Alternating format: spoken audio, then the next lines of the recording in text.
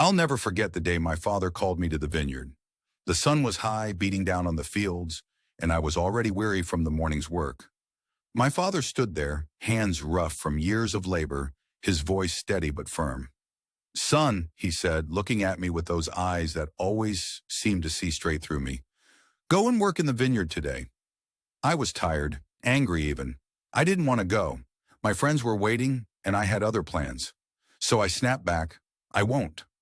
The words came out sharper than I intended, but I didn't care. I turned on my heel and walked away, leaving him standing there in silence.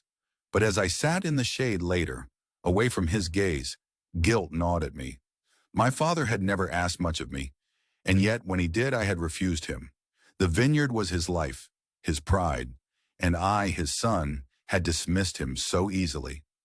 I stood up, dusted myself off, and made my way to the fields. With each step, I felt a mix of shame and resolve. I didn't say anything when I arrived. I just picked up the tools and started working. The sun blazed down, but my heart felt lighter with every row I tended. Later, I learned my brother had also been asked to work. He had said all the right things. "I will, Father." But he never showed up. He stayed in the comfort of the house, his words empty and unbacked by action. When my father spoke of it later, his voice was steady, but there was sorrow in his eyes. "Which of you two did the will of his father?" he asked.